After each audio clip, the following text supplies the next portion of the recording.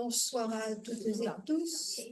Nous allons consacrer cette conférence de ce soir à un personnage qui, je dirais, méconnu, mais que vous allez nous faire connaître, puisque de partie de son Périgord natal, il arrive à Paris où il va jouer un rôle important, puisqu'on va l'appeler, on va le surnommer le médecin des pauvres. Et l'intérêt de ce personnage, c'est qu'il a laissé des souvenirs. Et j'ai déjà eu l'occasion d'évoquer l'intérêt que pouvait représenter pour les historiens en particulier, mais pour tous ceux qui s'intéressent à la vie d'un personnage, les archives qu'il laissait et éventuellement les mémoires ou les souvenirs. Donc, il y a un lien un peu pour cette conférence avec une nouvelle publication qui a eu lieu des souvenirs de ce médecin. Une première publication avait eu lieu au début du XXe siècle et il y a une nouvelle publication qui a eu lieu il y a... Non, c'était en octobre. En octobre, c'est tout récent, là. Et donc, vous aurez l'occasion d'évoquer cette source riche en intérêt que peut représenter ces souvenirs. Vous êtes docteur en sciences, et ce qui m'a intéressé, c'est que j'ai vu que vous étiez expert en politique publique du numérique et que vous aviez fait un manuel pour la numérisation des archives. Donc, l'archiviste que je suis a été interpellée par ce manuel que vous avez fait. Donc, j'ai trouvé que c'était intéressant de passer un peu à de la numérisation d'archives et à la présentation de médecins. Je vous cède la parole. Merci beaucoup.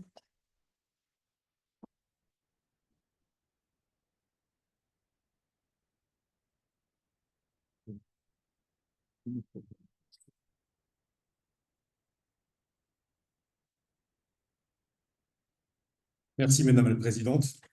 Je suis très heureux de donner cette nouvelle conférence ce soir à la Société historique du 6e arrondissement. Je comptais, c'est la 4e, mais elle est un peu différente des précédentes parce que c'est la première fois que je parle de quelqu'un, de la biographie d'un personnage, alors qui se trouve être passionnant, singulier, très attaché à Saint-Germain-des-Prés et au Faubourg Saint-Germain en particulier. Qui est, vous l'avez dit, méconnu, mais qui est pas totalement inconnu, puisqu'il a effectivement il a eu son moment de vogue à Paris, comme disait le Figaro en 1875.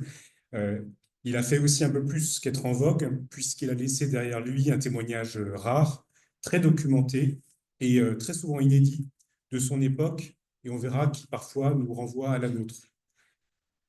Il a noté toute sa vie durant tout ce qu'il observait, tout ce qu'il entendait, tout ce qu'il pouvait avoir comme témoignage. Et cette somme de notes qu'il a prises a donné lieu à des cahiers qu'il a rédigés.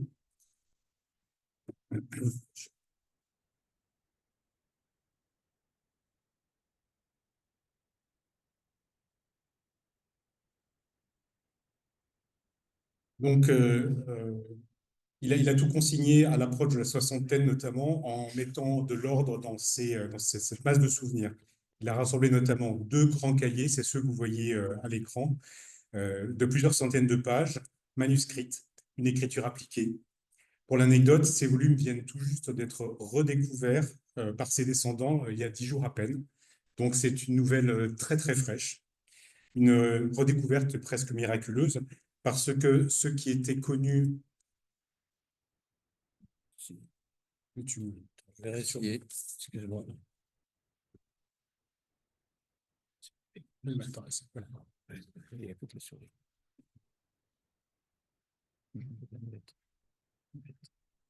Parce que ce qui était connu jusqu'à présent, pas connu en tout cas, ce dont on connaissait l'existence, c'était le manuscrit qui était aujourd'hui conservé à la médiathèque de Périgueux. Il s'avère que c'est en fait une copie de la main du docteur Poumias de la Cibouti, du tome 1 dont je viens de parler, et c'était le seul exemplaire qui était connu jusqu'à présent. Alors, ces 2 filles ont été élevées dans le culte de leur père, et elles ont publié en 1910 soit un demi-siècle après sa mort, une version révisée et parfois édulcorée de ses mémoires sous le titre « Souvenir d'un médecin de Paris ». Donc le titre original était « Souvenir anecdotique d'un médecin de Paris ». L'intérêt de cette précision, c'est qu'il montre bien qu'il s'agit d'une collection de souvenirs qui n'ont pas forcément de lien les uns avec les autres, mais qui dessinent en pointillé une époque, une atmosphère, et qui sont saisissants de vie, une sorte d'histoire racontée à hauteur d'homme de tout ce qui s'est passé de la toute fin du XVIIIe siècle jusqu'au milieu du XIXe siècle. La publication de ces souvenirs rencontre un certain succès. L'ouvrage est même traduit en anglais. Et un chroniqueur écrit, par exemple, en 1911, « Admirablement placé pour bien voir, il a noté, en observateur précis et sagace, les événements multiples, infimes ou grands, tristes ou gais, qu'au cours de sa longue carrière, il a vu défiler sous ses yeux. » En 1933 encore, Georges Lenôtre trouve que tout est sourire dans cet aimable volume. C'est un ouvrage qui est beaucoup cité par des chercheurs, notamment sur des anecdotes historiques comme l'exécution du maréchal Ney, à laquelle il assiste en 1815, mais aussi des descriptions qui sont jugées précieuses sur l'enseignement médical au début du XIXe siècle, qui à l'époque se structure à peine. En 2024, donc c'était en octobre dernier, ces souvenirs sont réédités au Mercure de France, dans la collection Le Temps retrouvé, et dans un geste théâtral, je l'offre à la Société historique du 6e.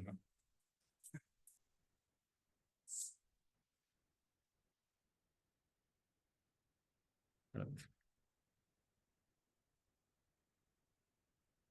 Alors, il a aussi rassemblé, comme ça se faisait beaucoup à l'époque, une collection d'autographes. Il y en a 330.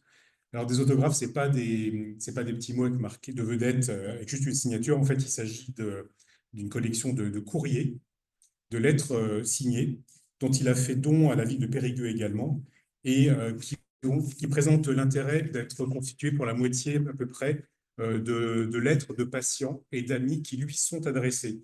Donc, ça permet d'accéder, on va dire, à des détails professionnels, privés ou intimes de la vie de Pugliese de la Ciboutie, sachant que les autres courriers, ce sont des pièces qu'il a collectées auprès d'amis et voisins et qui ne le concernent pas directement. Donc, c'est un intérêt, mais pas pour notre conférence de ce soir. Donc déjà riche, ce corpus documentaire, j'ai peut-être oublié de le dire, mais les cahiers font plusieurs centaines de pages, les cahiers manuscrits font plusieurs centaines de pages, donc c'est déjà une somme. Déjà riche, ce corpus documentaire est encore complété par les archives familiales, fortes de photographies et de documents, notamment administratifs, le concernant. Cette introduction étant faite, on peut se poser la question maintenant, qui était François-Louis Pugliese de la Ciboutie? Alors, c'est un personnage à plusieurs facettes. C'est un Parisien de Dordogne, un médecin intègre et apprécié, un acteur et témoin de l'histoire, un homme sensible. Ce que je vous présente d'approfondir chacune de ces facettes les unes après les autres. Alors, un Parisien aux profondes racines périgourdines. Pugliese de la Ciboutie, François-Louis Pugliese de la Ciboutie est né en 1789 à l'ouest de Périgueux, dans le Périgord blanc. Sa famille est attestée à Périgueux depuis 1360. Et le patronyme a fluctué au cours du temps. C'était au départ Pommier avec un seul M, qui devient Pugliese en 1693, avant d'être complété par de la Ciboutie, en référence à un modeste lieu-dit, où la famille possédait des terres. C'est une manière pour la branche cadette de cette génération de se distinguer de la branche aînée, une pratique qui était courante dans le Périgord, où l'on avait un nom racine, on va dire, qui était complété par un nom de lieu. Mais c'est évidemment aussi une façon d'affirmer une certaine ambition sociale, puisque, il faut le dire, la famille Pugliese de la Ciboutie n'est pas du tout noble, contrairement à ce que son nom pourrait laisser croire. Mais Pugliese, dans ses notes manuscrites, dit qu'il estime que sa maison a de légitimes prétentions à la noblesse, ce qui montre un peu cette ambiguïté bienvenue de son point de vue. Sa famille est de conditions modestes, mais cultivée, intègre, politiquement modérée. Son père, Pierre Pugliese de la Ciboutie, est ancien élève des Jésuites et c'est une figure locale respectée. Il était juge de paix à Neuvic-sur-l'Île, non loin de Saint-Germain-du-Salambre, dont il a été maire. On voit sur cette image une photographie du cadre qui est exposé dans la mairie, avec le nom de Pierre Pumiès-Sibouti, mal orthographié parce qu'à l'époque, on ne connaissait que la version manuscrite de son nom. Pommier, la Fibonti, dit-on. Il faut savoir que Pierre Pumiès de la Sibouti a lui-même signé Pierre Pumiès, la Sibouti, sans le de, après la Révolution française.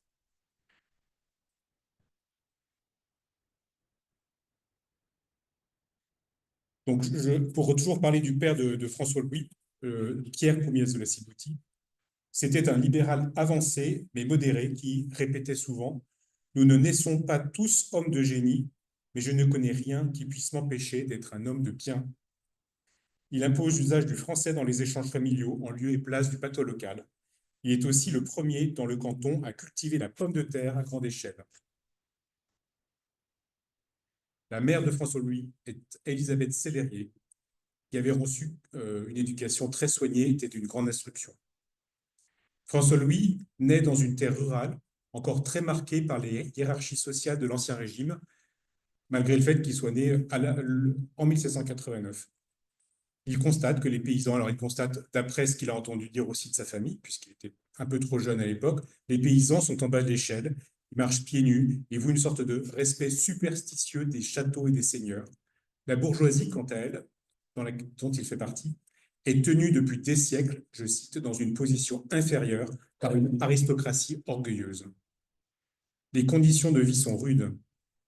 On peut le voir dans l'arbre généalogique de François-Louis Pumiès, qui est là, peu importe, on ne va pas regarder le détail, ne vous inquiétez pas, juste pour montrer que François-Louis est représenté dans le carré rouge. Quand on regarde la quantité de personnes qui existent à chaque génération, très peu ont une postérité. Beaucoup décèdent en bas âge, avant l'âge de 10 ans, et beaucoup sont sans postérité. Ces trois frères, d'ailleurs, décèdent dans les guerres napoléoniennes. Il est donc le seul héritier mâle de 10 enfants.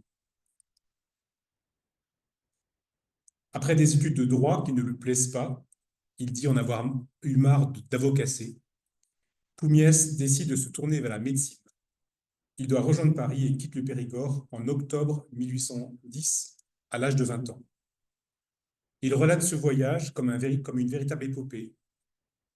Il explique que comme les communications étaient très difficiles, il n'y avait que peu ou point de route et les fondrières étroites et profondes remplaçaient les chemins. Ce qu'on comprend en regardant les cartes des diligences de l'époque, c'est que pour rejoindre un chemin de diligence, il n'y a que très peu de moyens de locomotion. Et en l'occurrence, il décide de partir à pied pour rejoindre la diligence à Angoulême. Il part donc à pied avec toutes ses affaires. Et dès le premier jour, il est arrêté par une rivière en crue. C'est une anecdote, mais qui montre une sorte de parcours initiatique entre deux époques et deux mondes. Devant cette rivière en crue, il est désarçonné. Il croise un paysan qui lui propose de traverser sur son dos, moyennant 5 francs. Le paysan le prend sur ses épaules, et une fois arrivé au milieu du gué, au milieu de la rivière, il s'arrête et menace de faire demi-tour s'il n'obtient pas 10 francs de plus. L'affaire se termine bien. Il poursuit son voyage. Il fait halte dans une auberge dans laquelle l'hôtelier marie sa fille. Il est invité à la noce. Pumiès écrit « Je l'acceptais de bon cœur, et je fus de la fête, dans mes habits de voyage, que relevait ma belle tournure, ma jolie figure et mon air de gaieté, car à 20 ans, j'avais tout cela. » Et c'est une constante, alors qu'on ne devine pas forcément sur les photos du personnage, mais il mesurait 1,78 m, ce qui est assez grand pour l'époque, et visiblement avait une belle tournure, comme il le dit. Une infirmière remarquera même sur son lit de mort cette figure qu'elle juge inhabituelle et particulièrement belle.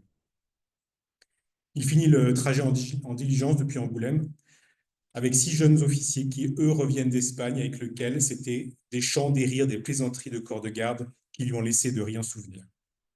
Son périple de 500 km prend 2 semaines et à l'allure d'un voyage initiatique, une transition entre deux mondes, comme je l'ai dit. Il notera qu'un peu plus tard, le même voyage ne lui prenait plus que 48 heures. Moi encore, après l'arrivée du chemin de fer. Il conclut dans des notes que j'ai lues tout à l'heure, je suis né trop tôt. Donc il arrive à Paris le 11 novembre 1810, il découvre la capitale. Il écrit: « Me voilà donc à Paris, objet des rêves des jeunes gens élevés en province. La première impression ne fut pas favorable. Il me fallut renoncer à cette ville de merveille bâtie par mon imagination. Il n'en resta qu'une ville portant encore les hideuses empreintes de la Révolution. C'étaient des couvents, des églises à demi ruinées, délabrées, abandonnées, sur les murs ainsi que ceux sur un grand nombre de bâtiments publics. On lisait « Propriété nationale à vendre ». Les rues étaient étroites, fangeuses, mal ou point pavé, etc. Les cochers avaient l'air de sauvages. Il se souvient lui-même de la fin de la période révolutionnaire parce qu'il a 10 ans en 1799 et il fréquente ceux qui l'ont vécu. Pour commencer, sa future belle-mère a assisté à la prise de la Bastille depuis les lucarnes de leur maison de la rue d'Aval. Elle voit les révolutionnaires acheminer de la paille pour y mettre le feu et créer un écran de fumée masquant la vue des gardes armés. À cause de la fumée, raconte-t-elle, personne ne savait où en était l'attaque. Tout à coup, on vit les tours se couronner d'hommes du peuple, agitant leurs drapeaux, criant « Vive la liberté !» La Bastille était prise. Et dans le Périgord, c'est une autre histoire. Ses parents lui racontent à quel point la révolution y a été soudaine et détestable. Aucun signe avant-coureur, au contraire de Paris. Les campagnes avaient si peu de rapport avec les villes, explique-t-il, les nouvelles y arrivaient si difficilement, que la révolution y éclata presque subitement, sans avoir été prévue, sans savoir quel était son but, quels seraient ses résultats. Cette période est le théâtre de procès expéditifs, d'exécutions sommaires de familles entières, de défiance envers les notables. Poumiès raconte le grand basculement des hiérarchies locales. Mon père, adoré de ses voisins, qui n'avait jamais fait que du bien, fut obligé de se retirer devant une poignée de misérables qui pendant longtemps firent trembler tous les honnêtes gens. Il fut se réfugier à Périgueux. Pour autant, le père de François-Louis ajoutait philosophe que le bien vient rarement sans le mal et que les révolutions sociales ne s'accomplissent jamais sans de grandes perturbations. Poumiès observe que les changements ont été d'abord lents puis rapides, que les nouvelles générations ont pris de nouvelles habitudes et conclut qu'il a vécu au milieu d'une société qui n'existe plus. Deuxième volet de son existence, sa carrière de médecin. À Paris, il devient un médecin réputé. Donc, comme il arrive à Paris à l'automne 1810, il s'inscrit aussitôt dans la faculté de médecine et loge rue de la Harpe dans une mansarde modeste. Ce dépouillement matériel n'entame ni sa bonne humeur ni sa santé. Logement, nourriture, entretien, dépenses courantes, tout fut réduit à sa plus simple expression, explique-t-il. Jamais je ne me suis mieux porté, jamais je n'ai été aussi gai. Il devient externe à Saint-Louis, puis interne en 1812 et déménage alors à l'Hôtel-Dieu. Il y côtoie des figures illustres de la médecine et des sciences. Il suit les cours de Cuvier, est attaché à Dupuytren à l'Hôtel-Dieu et à Vauquelin et Jussieu comme examinateur, etc. En tant qu'étudiant, il assiste Philippe Pinel à la Pitié-Salpêtrière dans son travail auprès des femmes internées pour folie ou maladie vénérienne. Il raconte dans ses souvenirs les détails les plus affligeants ou plus réjouissants. Le jeune Poumiès s'amuse des vers d'une chanson composée par ses patientes. Quand par malheur chez les laïcs, il s'agit des femmes galantes, on vient à pendre la vérole. C'est vainement qu'on se désole, il faut aller à Saint-Louis. Dans ce triste pèlerinage, peine, plaisir, tout se partage. Poumiès, Mercury, Richerand sont les compagnons du voyage. Il participe aussi à la préparation des têtes pour une collection, je cite, de 550 crânes de folles du docteur Esquirol, qui avait pour but de vérifier si leur forme présente ou non des caractères anatomiques propres aux diverses espèces de folie. Vers la fin de son internat, en plus de son traitement interne, il commence à être un peu plus confortable financièrement grâce à quelques patients privés. Il présente en 1815 sa thèse qui a pour titre « Essai sur la première menstruation ».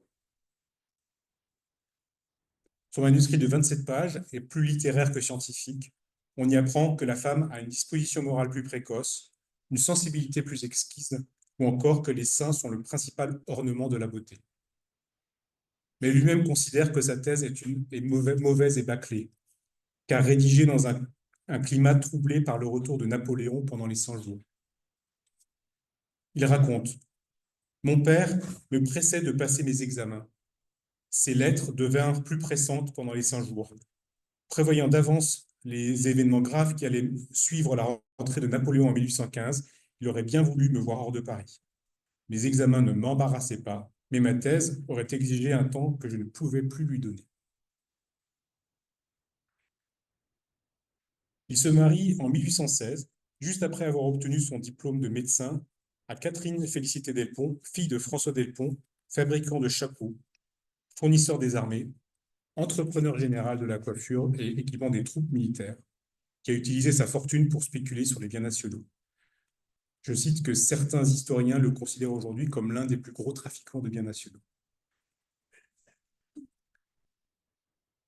À son mariage, il quitte l'hôtel-Dieu pour s'installer chez son beau-père dans l'hôtel Langeron, 24 rue de Grenelle, qui a été rasé pour l'ouverture de boulevard Raspail au début du XXe siècle.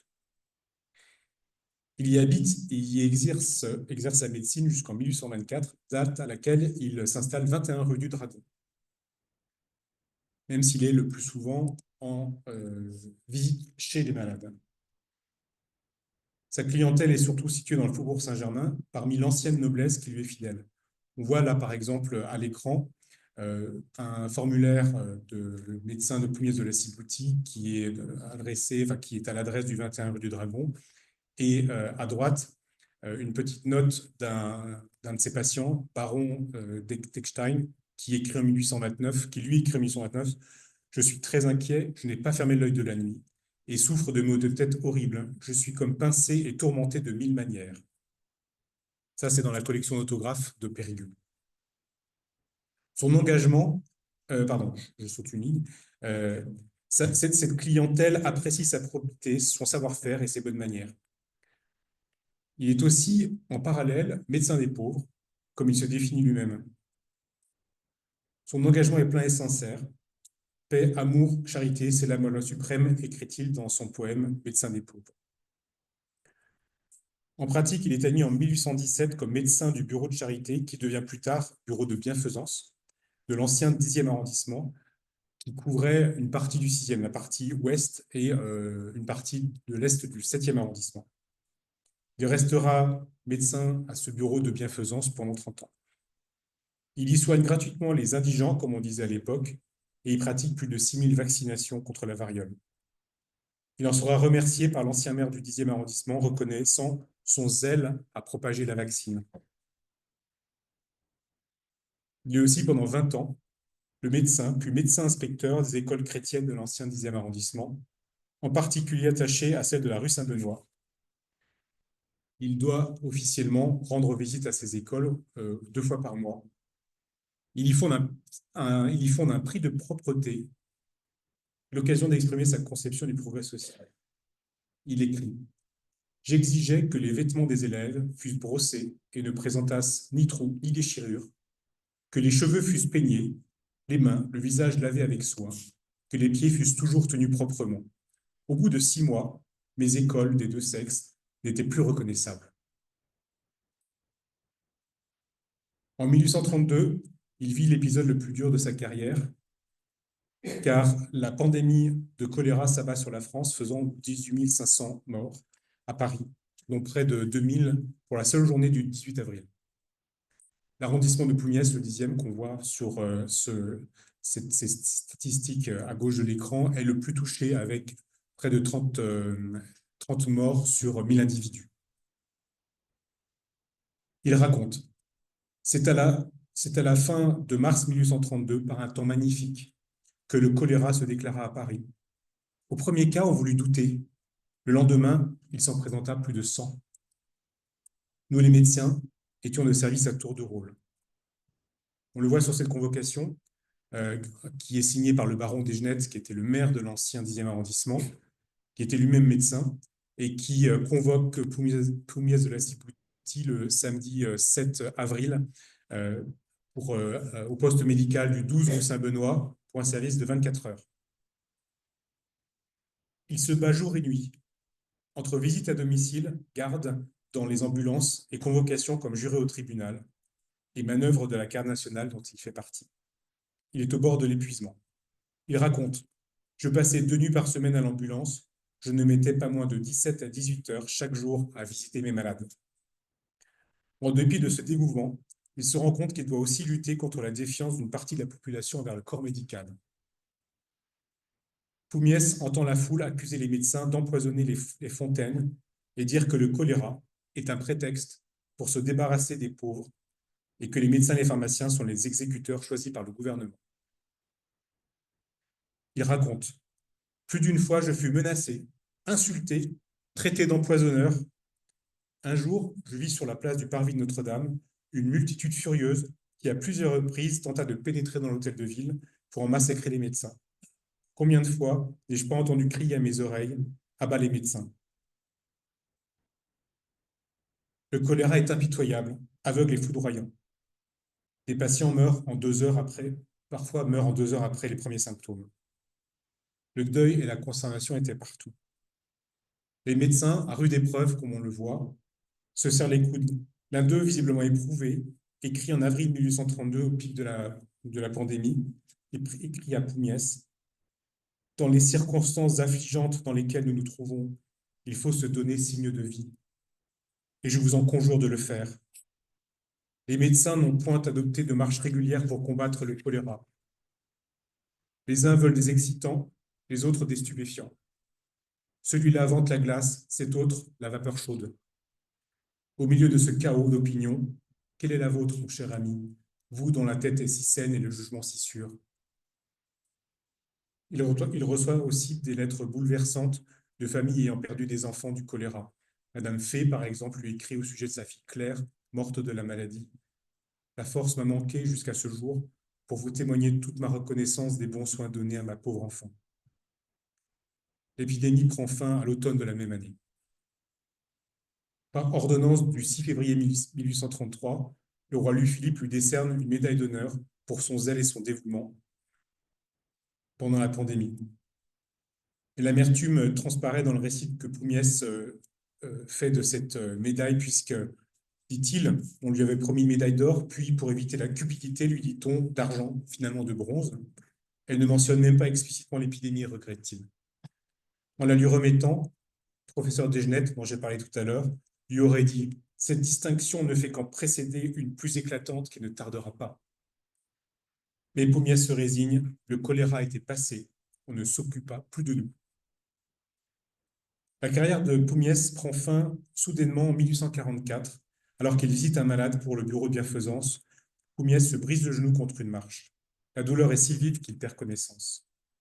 Ses amis, les docteurs Velpeau et Amusa, l'opèrent, mais les douleurs persistantes le clouent au lit pendant 3 mois, et malgré 3 autres mois de convalescence, il boitera toute sa vie. Ayant perdu en mobilité, il renonce à l'exercice de la médecine. Il a 55 ans. Les regrets sont unanimes. Monsieur Roger, le nouveau maire du 10e, lui adresse une lettre chaleureuse, lui faisant part de sa reconnaissance pour ses excellents services. Il est nommé médecin honoraire du bureau de bienfaisance en récompense de ses longs et honorables services, dont ils conserveront un durable souvenir. Le préfet Rambuteau se joint au concert de louanges, se félicitant dans un courrier adressé au docteur du zèle charitable dont il a été sans cesse animé pour les pauvres. Mais Poumiès semble espérer davantage. En 1845, il se fait demander la croix d'honneur, mais Rambuteau, embarrassé, lui aurait répondu: je connais M. Poumiès et je ne l'oublierai pas dans l'occasion, mais je n'aime pas ce genre de sollicitation. Vers 1860, il monte un dossier et fait jouer ses relations pour obtenir cette fois-ci la Légion d'honneur. Le préfet de la Seine, Eugène Haussmann, y répond favorablement, mais le dossier traînera jusqu'à la mort de Poumiès et n'aboutira jamais.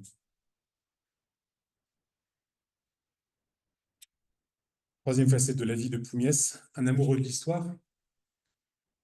À une époque où l'histoire s'écrit aussi dans la rue, où la colère de la population peut se humer en parcourant la ville, où des chansons peuvent déclencher des révolutions. On voit dans les notes de Poumiès que dès son arrivée à Paris, sa curiosité l'entraîne partout où quelque chose se passe. Il raconte par exemple qu'il accourt aux Tuileries pour la naissance du fils de Napoléon Ier, le 20 mars 1811. Il raconte « Déjà la foule remplissait les rues, les ouvriers quittaient leur ouvrage, les marchands fermaient leurs boutiques, on se parlait, on se serrait les mains, on s'embrassait sans se connaître. C'était une joie désordonnée, c'était de l'ivresse. On chantait, on dansait, on poussait des hurrahs assourdissants. Je ne crois pas que l'histoire présente un autre exemple d'une naissance saluée par des acclamations si unanimes et spontanées. » Autre anecdote, en 1812, il remplace régulièrement un médecin à Versailles et profite de son temps libre pour arpenter le parc du château. Un dimanche, Napoléon y vient avec sa cour voir jouer les grandes eaux. Poumiès raconte. L'empereur descendit de sa voiture, se mêla à la foule, parlant familièrement aux personnes qui étaient près de lui. Comme je ne l'avais encore jamais vu, je voulais bien le voir et fus me placer droit devant lui et me mis à le regarder tout à mon aise. Il me demanda en souriant qui j'étais et ce que je faisais. Je me sentis si troublé que je n'ai pu lui dire un mot. Je restais bouche béante, le visage rouge comme un coquelicot. Il me regarda avec bonté et s'adressa à d'autres personnes. Plus grave, il assiste en 1814 à la chute de l'Empire depuis les hôpitaux. On se battait aux portes de Paris. Chaque matin, les voitures de l'Hôtel-Dieu conduisaient 30 à 40 cadavres au cimetière. Il est incorporé dans une compagnie d'artillerie de la garde nationale, au même titre que tous les étudiants en médecine et en droit. C'est la convocation qu'on voit qui émane du doyen de la faculté de médecine. Poumiès raconte « Nous fûmes exercés à la manœuvre du canon pendant les mois de février et de mars 1814 dans la cour du Petit Luxembourg. Le 29 mars, nous reçûmes l'ordre de nous transporter avec 2 pièces de canon à la barrière de Clichy. Nous y passâmes 48 heures, 2 étudiants furent tués, plusieurs blessés. Le 30, sous la conduite du professeur et membre de l'Académie de médecine, l'allemand, nous allâmes faire le coup de feu avec les avant-postes ennemis. Quelques-uns d'entre nous furent tués, un blessé. Cet épisode, vécu et raconté par Poumiès et que j'ai résumé, est peu connu car il raconte que les archives de la faculté de médecine ont été détruites à la Restauration. Pour ces faits, il recevra plus tard la médaille de Sainte-Hélène, décoration décidée par Napoléon III et dédiée aux compagnons de la gloire de Napoléon Ier. Mais Poumiès est lucide. On nous donnait Napoléon Ier comme le réparateur envoyé du ciel, combien il nous trompa. Après les 100 jours, il garde un sentiment de profonde honte de l'arrivée des Alliés. Triste et douloureuse époque qui, après plus de 30 ans, réveille dans mon cœur de profonds regrets, écrit-il. Il est de nouveau dans la rue lors des Trois Glorieuses en 1830, lorsque Charles X est renversé et Louis-Philippe Ier porté sur le trône.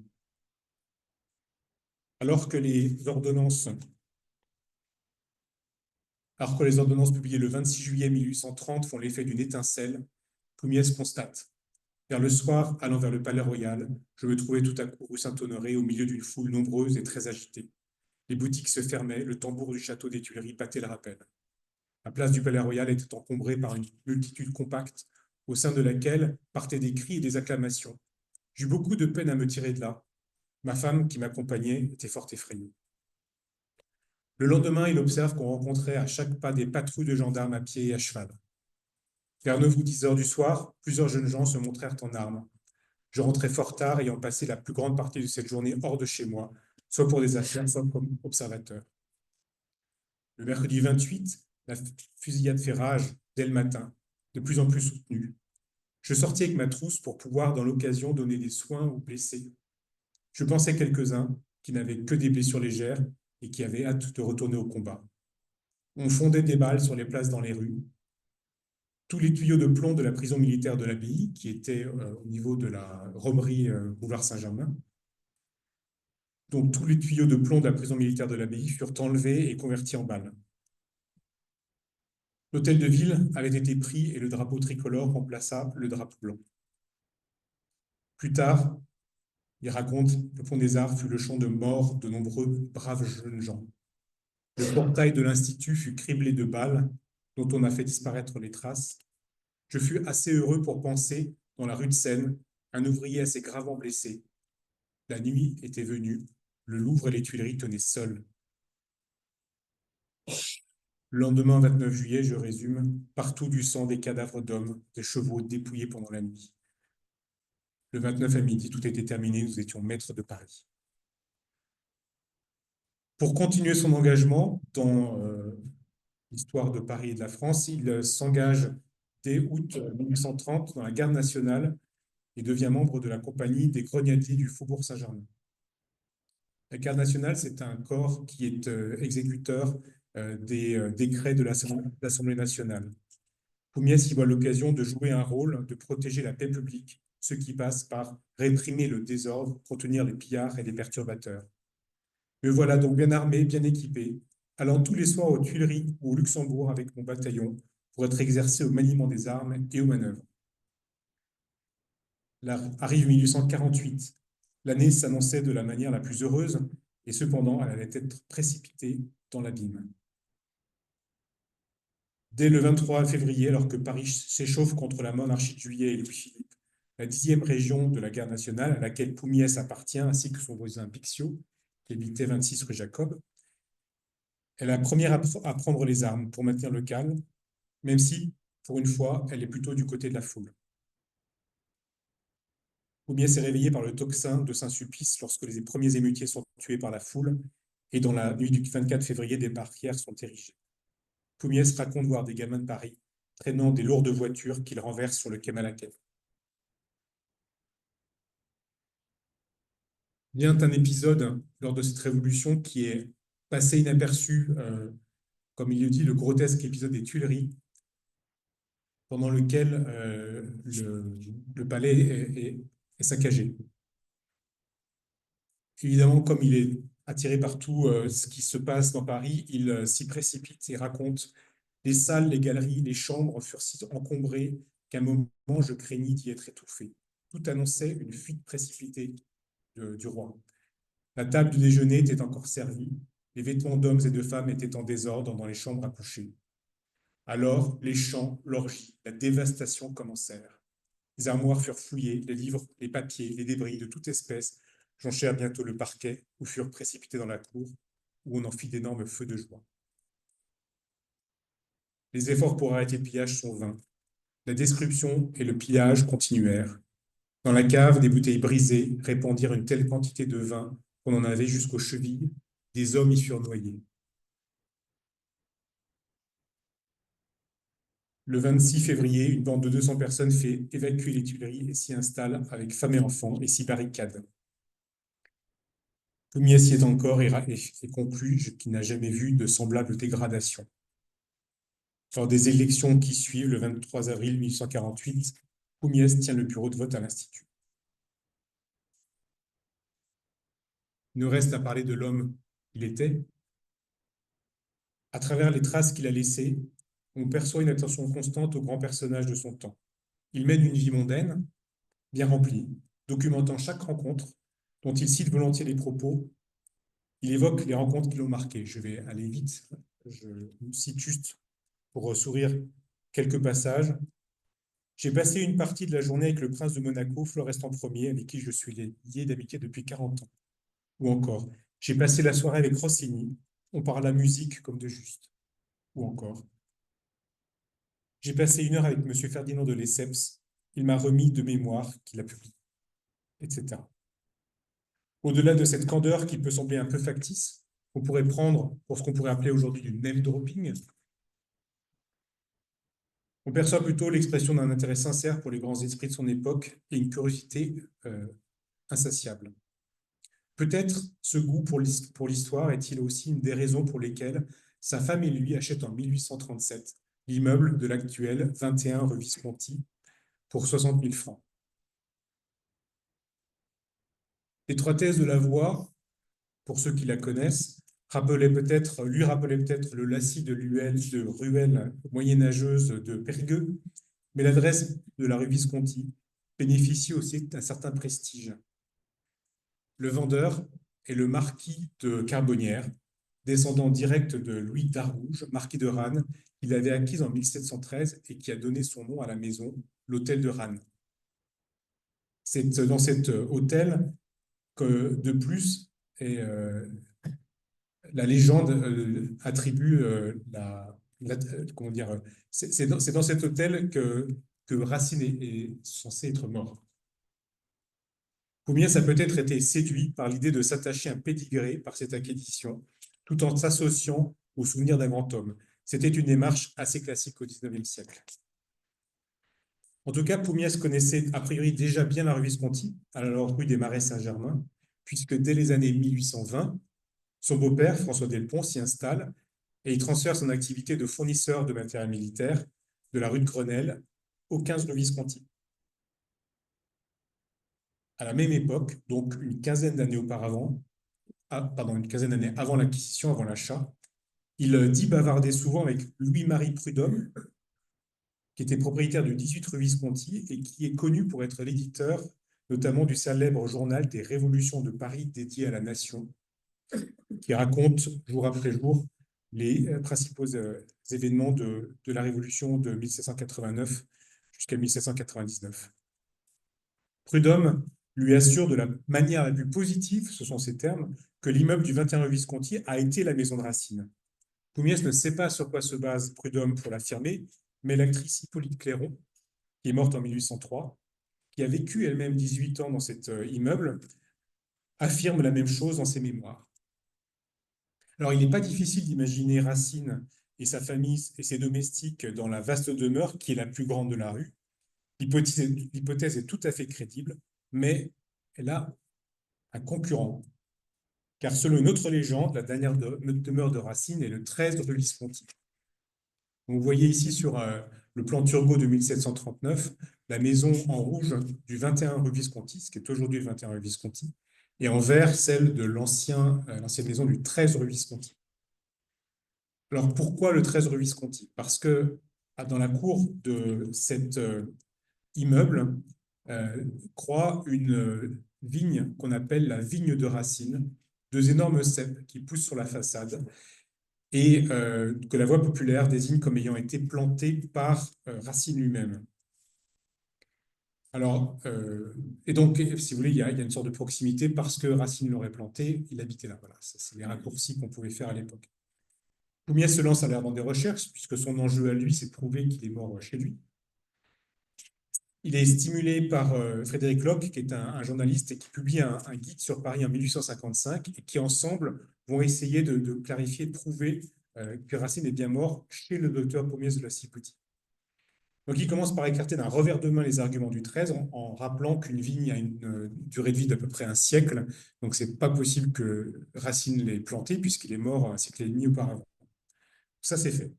Donc, en plus, il estime que la maison du 13 est trop petite pour avoir abrité Poumiès, Racine et toute sa famille. Poumiès va quand même chercher l'acte de décès de Racine et le trouve dans les archives de la paroisse de Saint-Sulpice. Et cet acte mentionne que Messire Jean-Baptiste Racine, âgé de 59 ans, est décédé le 21 avril 1799 en sa maison, rue des Marais. Donc à ce stade, un peu frustré, Poumiès conclut que les preuves certaines, positives, que Racine est mort dans cette maison manquent complètement. Les maisons ne portant pas de numéro, les actes désignaient la rue, rarement la maison. Pourtant, l'idée d'apposer une plaque commémorative fait son chemin. Dans une lettre datée du 12 juin 1855, Frédéric Locke affirme finalement que l'examen des localités fournit sinon une preuve positive, du moins une induction assez concluante, que le 21 est bien la maison de Racine. Donc c'est cette induction assez concluante, faisons les mots, qui apparaît suffisante à Poumiès pour faire poser le 30 janvier 1856 une plaque de marbre noir aux lettres dorées dont le texte était « Hôtel de Rannes, bâti sur l'emplacement du Petit Pré-au-Clair, Jean Racine y mourut, etc. » Voilà, on voit la plaque commémorative qui est ici sur ce cliché de 1914, de 1855, pardon, et on voit ici un agrandissement sur lequel on distingue à peine le mot racine ici, mais pour montrer que c'était bien inscrit effectivement. Alors, ce qui est intéressant, c'est de voir que la position de cette plaque a attendri des générations de passionnés de l'écrivain, et on écrit d'ailleurs que cette inscription fut le but de nombreux pèlerins qui contemplaient les murs avec attendrissement. On peut imaginer, voilà, l'immeuble beaucoup documenté, beaucoup dessiné, photographié, comme étant la maison de Racine, sauf que c'est faux.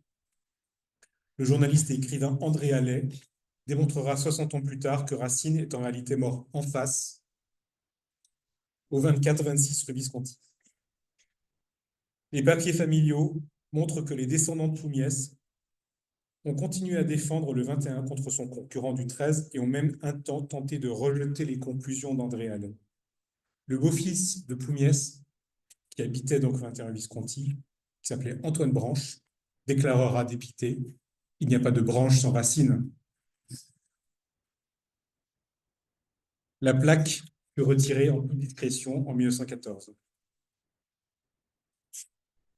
Sur le plan plus personnel, son épouse bien-aimée décède soudainement en juin 1855 après 40 ans de mariage. À 66 ans, pardon, il se retrouve veuf, accablé de douleur et sans descendance. 2 ans plus tard, le 4 août 1857, il se remarie avec Élodie Foulcon de la Roquette, une jeune femme issue de la noblesse périgourdine. Il écrit: j'ai 68 ans, et peut-être aurait-on le droit de traiter mon mariage de folie, car ma femme n'a que 34 ans. Mais sa bonne éducation, son bon naturel, son humeur toujours égale, doivent me donner raison. Alors qu'Élodie est enceinte de leur 3e fille, le docteur Poumiès de la Ciboutie, qui était aussi poète, aimait chanter, composer, jouer de l'accordéon, décède le 19 octobre 1863 à l'âge de 74 ans à Montreux-Fautionne.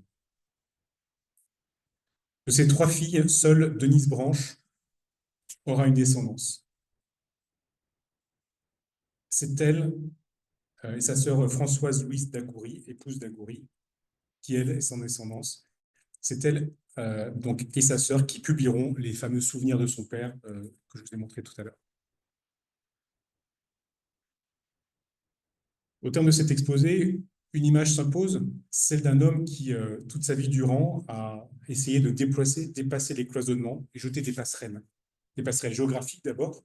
C'est un provincial du Périgord profond qui conquiert Paris, observe et adopte les codes, se mêle à la haute société, sans jamais rompre le lien avec sa terre natale, sa famille, ses racines. Il incarne ce trait d'union entre la province et la capitale, entre enracinement et ascension sociale.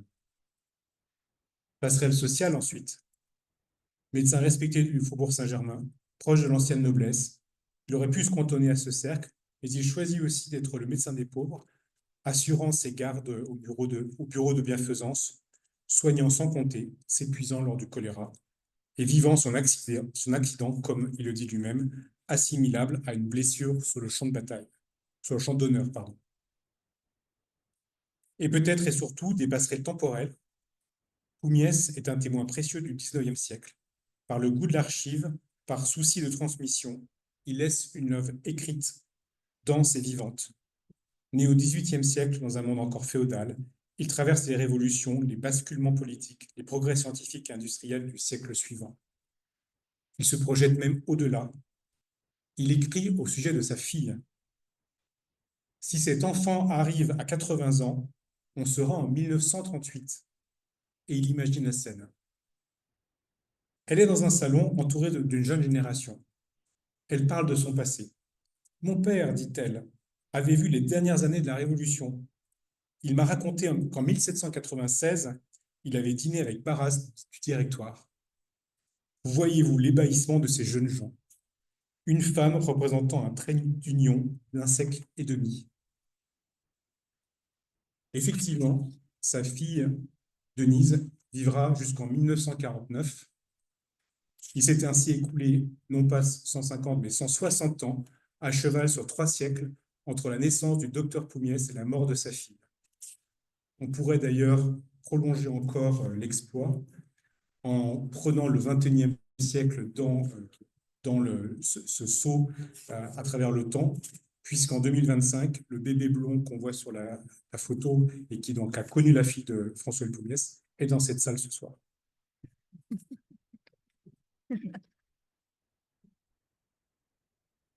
Voilà, j'espère que je vous ai communiqué un peu du plaisir et de l'intérêt que j'ai eu à effectuer ces recherches et à vous présenter la vie du docteur Pugliese Sibouti et qu'il est ce soir un peu moins sorti, un peu plus sorti de l'oubli et donc un peu moins méconnu.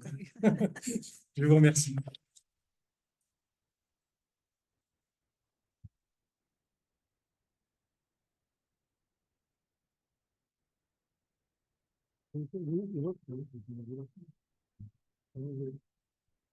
Merci pour cette conférence qui, effectivement, nous a fait découvrir un personnage à mille facettes, comme vous l'avez dit.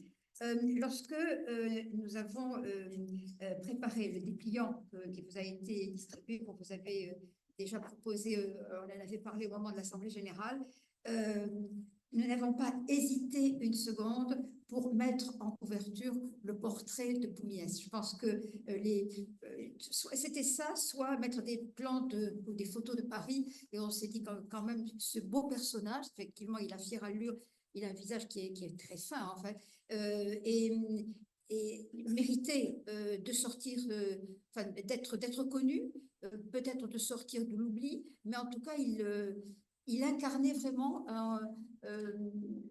un personnage, enfin, quand on a vu les résumés, il incarnait vraiment un personnage qui méritait d'être connu tant par sa vie que par son beau visage. Voilà, c'était donc, je tenais à le dire parce que c'était vraiment on n'a pas hésité. Ce que je voulais vous demander, la question que je voulais vous poser, c'est, vous disiez tout à l'heure que dans la première version, la première édition, en 1910 des souvenirs de ce médecin était faite évidemment par ses filles et comme tout éditeur, j'allais dire familial, on tend bien sûr à éluder, à expurger les souvenirs.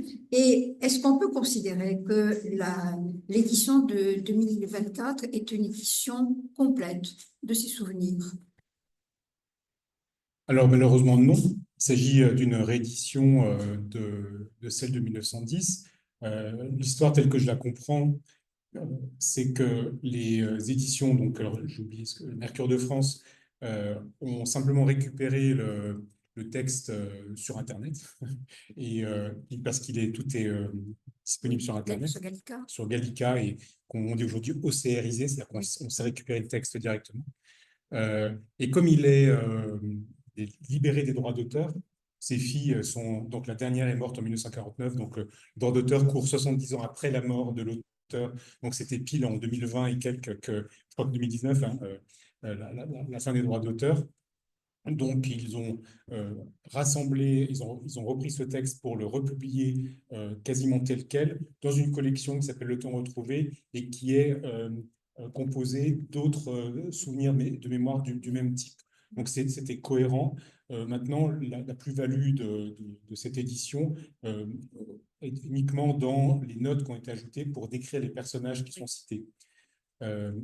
Pour répondre à votre question sur ce qui a été ôté des mémoires, on voit en regardant la version originale que ce sont surtout des détails sur la vie de Pugliese qui ont été supprimés. Par exemple, quand il perd sa femme, sur plusieurs pages, il parle de la peine qu'il éprouve. Bon, ça, c'est pas dans les souvenirs. Voilà, parce que c'est plus personnel. Et puis, il y a quelques mots un peu crus qui ont été enlevés, mais voilà, c'est pas du caviardage, voilà, ça reste assez fidèle. Avez-vous des questions?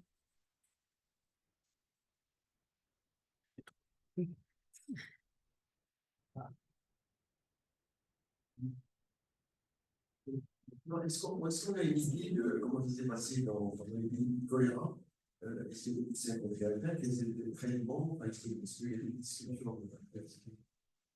Alors, j'ai pas l'expérience, j'ai pas d'expertise dans la matière, mais ce qu'on perçoit des archives que j'ai pu consulter, c'est que le taux de décès, même si, enfin, n'est que de 3%, c'est l'ordre de grandeur, ça, évidemment, ça fait quand même beaucoup de morts proportionnellement à la population.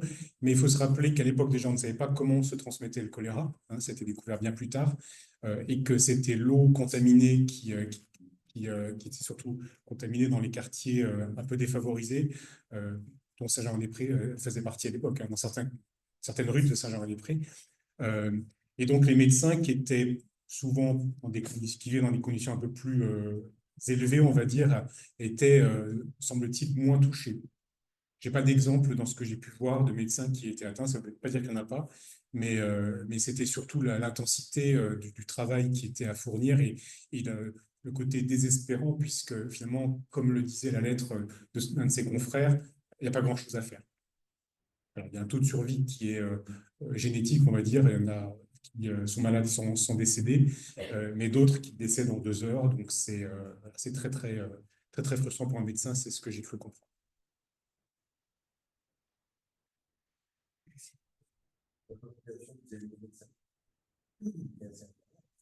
Oui, bah, ça vous rappelle peut-être des souvenirs.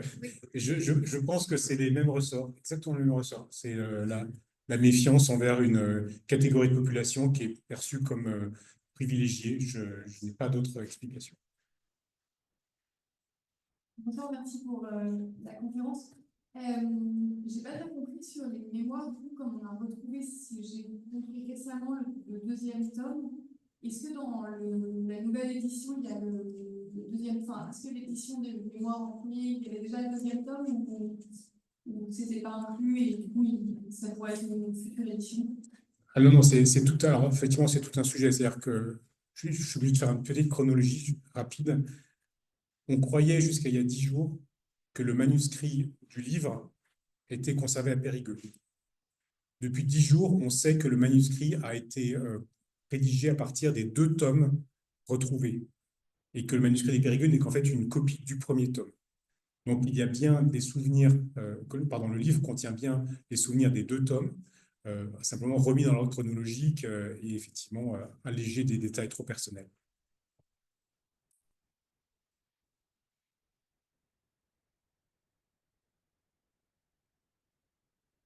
Je voudrais savoir, il y a beaucoup de sociétés qui ont produit de ce genre, d'associations de courants depuis les Saint-Simoniens. Est-ce qu'il y a eu, parce qu'il n'apparaît absolument pas dans ce que vous avez dit et dans sa vie, il y a eu une activité sociale importante, mais est-ce qu'il a appartenu à quelques courants? Par exemple, moi je pense à Gérard Mandoni, qui était aussi un philanthrope et qui habitait rue de Vaugirard. Est-ce que dans ses correspondances ou dans ses mémoires, ce qui a été connu des nôtres, on trouve des appartenances à certaines de ces sociétés si actives au XIXe siècle? Alors, on voit qu'il appartient à une société plutôt scientifique que philosophique. J'ai oublié le nom, mais on le voit dans une de ses archives. Enfin, une société qui n'est plus connue aujourd'hui. Hein, donc, il parle beaucoup des Saint-Simoniens dans ses notes. Je ne crois pas qu'il en faisait partie. Il évoque, voilà, il aime beaucoup réfléchir, mais l'impression qu'il donne, c'est qu'il échange beaucoup on dit en bilatéral. Par exemple, il a un ami poète avec qui il fait de la poésie, il a un ami latiniste avec qui il écrit en latin. Voilà, il écrit des chansons avec des partitions. Enfin bon, il est très hétéroclite, mais je n'ai pas identifié de société à laquelle il appartient. J'ai l'impression qu'il était assez autodidacte, on va dire, indépendant. Et ne fréquentant pas alors les salons, Alors, on va dire mondains. Si, certainement. Oui, Si. oui. Par exemple, quand il parle de Rossini, il explique qu'il aurait mieux fait de se taire parce qu'il dit qu'il a fait une remarque sur la musique de Verdi qu'il n'aimait pas et quelqu'un lui a un peu rétorqué une réponse dans les dents. Donc, il n'en fait pas, il participe, je ne sais pas de quelle manière. C'est peut-être là où il y a un travail d'historien à faire pour décortiquer quels sont les gens avec qui il est en contact, parce qu'il nomme une centaine de personnes, peut-être plusieurs centaines de personnes dans ses mémoires. Évidemment, la liste n'a pas beaucoup d'intérêt, mais peut-être qu'il y a un portrait social à faire et philosophique, effectivement, pour voir quelles étaient les personnes, les tendances qu'il aimait fréquenter. Oui, allez-y, je vous en prie. Oui, j'ai juste une question étant donné la proximité d'adresse. Est-ce qu'il a connu Delacroix et Ingres, qui étaient voisins? Alors, je n'ai rien vu sur Delacroix. Le seul lien avec Ingres, c'est le portrait dont la légende familiale dit qu'il a été peint par un élève d'Ingres. Voilà. Mais c'est une légende familiale, on n'a pas la preuve. Et il se trouve qu'effectivement, Ingres avait un atelier, enfin, il enseignait rue Visconti au 8 ou au 10. Donc, c'est pas impossible. Mais il parle très peu de la vie locale, finalement. La seule chose, il parle beaucoup de la rue Visconti, mais plutôt dans des termes techniques, en disant qu'il a, par exemple, il a acheté l'eau, il a acheté, enfin, il a pris un droit. Attendez, j'ai pris des notes justement. Là, la rue des Marais est éclairée au gaz le 21 juin 1844 et ma maison le 9 février 1856. Voilà, ce genre de choses qui sont des détails qui peuvent nous intéresser, mais dans une conférence effectivement un peu lassant. Le 1er octobre 1852, j'ai pris les eaux de la ville. 1500 litres par jour, 75 francs par an. La pose des tuyaux m'a coûté environ 300 francs. Oui, c'est précis. Comment non. Dans Balzac et rue Visconti, il n'y est pas encore. Attention. La question que je voulais vous poser, c'est justement pour rebondir sur la question précédente. Donc, en matière d'archives, ou en matière de sources, on va dire en matière de sources, il y a donc les deux volumes qui ont été retrouvés, la copie à partir de laquelle on est parti, ces autographes qu'il collectionnait. Est-ce qu'il y a de la correspondance, une correspondance soutenue éventuellement avec soit ses confrères médecins, soit d'autres membres de salons ou autres? Et qu'est-ce qu'il y a? Est-ce que vous pensez que si on décortiquait justement tous ces fonds d'archives, on arriverait à reconstituer ces réseaux sociaux finalement? Alors, malheureusement, non. Pour différentes raisons. Déjà, pour ce qui concerne la correspondance, on n'a que ce qu'il a bien voulu garder, et notamment ce qu'il a versé aux archives de Périgueux. Donc, les courriers sont déjà ceux qu'il a lui-même sélectionnés comme provenant de personnes qui le trouvaient à l'époque importantes.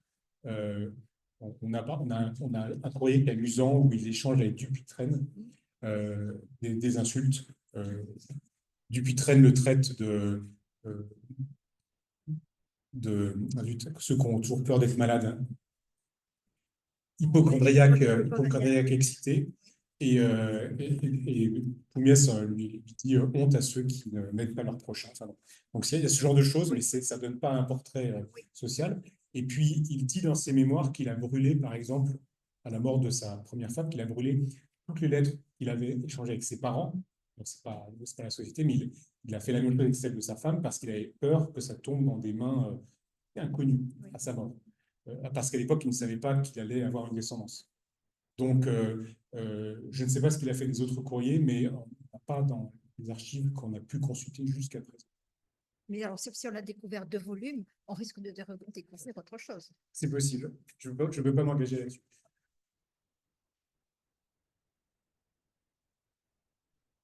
Est-ce que la descendante pourrait se lever pour que nous...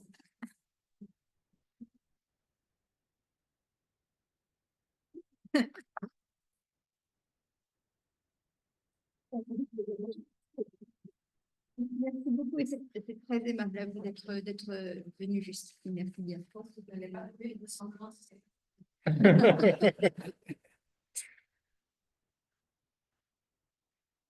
D'autres questions?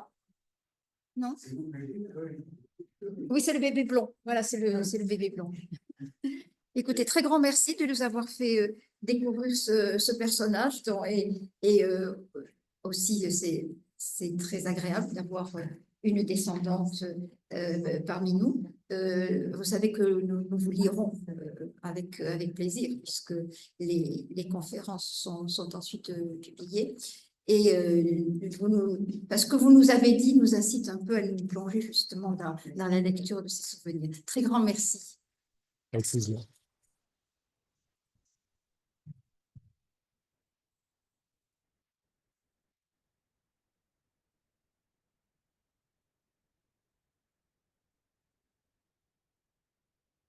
Merci pour Je vous en prie. l'explication.